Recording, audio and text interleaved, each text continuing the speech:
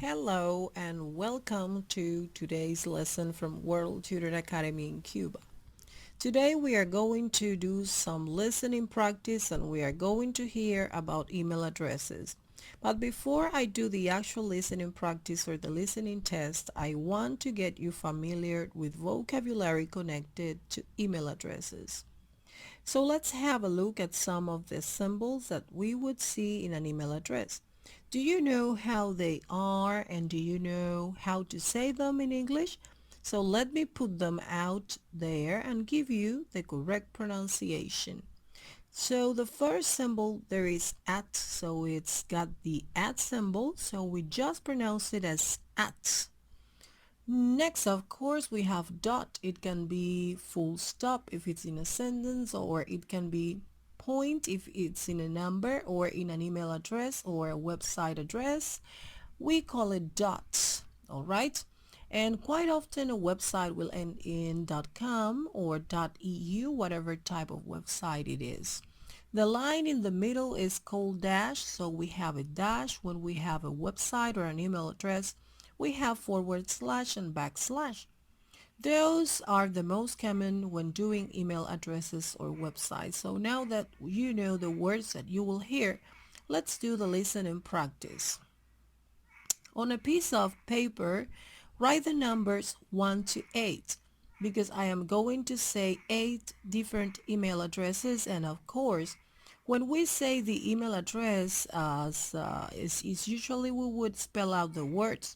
Sometimes it is not a real word or it's not a complete word or name when we give the address. So I will spell out all of these email addresses. They're all email addresses and all of them include the at symbol or they will include a dot. It may be .com, but it may be something else. So you should know the format of an email address. So it's going to be the same. Okay, let's do it. Number one, my brother's email address is m.smith@gmail.com. Number two, I have to reply to this email from my teacher. The address is willm78@hotmail.com.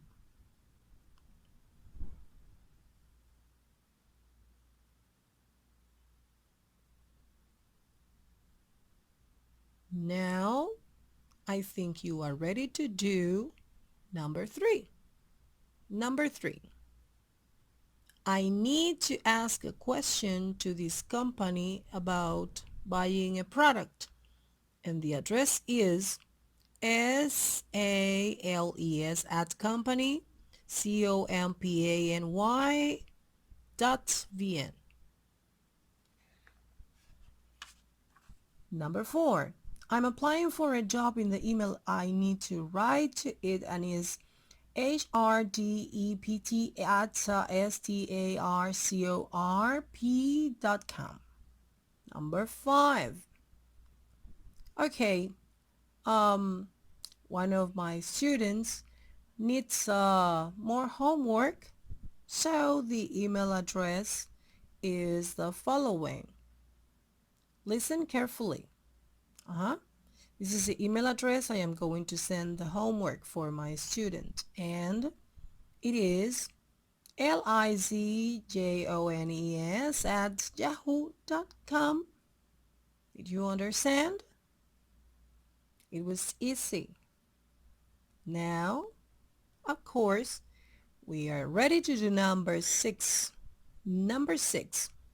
My uncle wants me to send him an email and his address is john1964@aol.com. And now we're going to do number seven. I need to invite my neighbors to a party. The email address is mike/sally@gmail.com.au.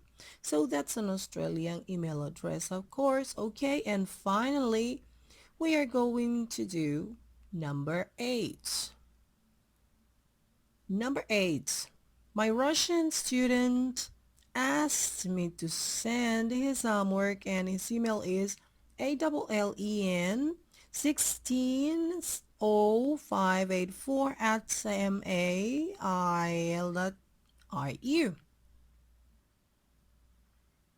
Wow. So, how was it?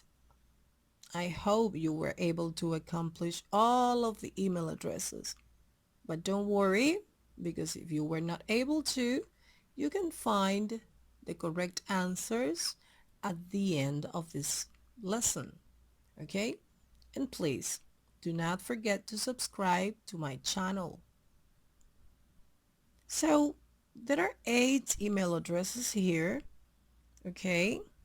Email addresses can be quite difficult because they don't have to follow correct spelling.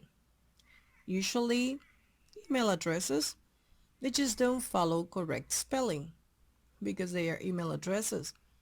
They don't even have to be real words, but they usually follow correct spelling.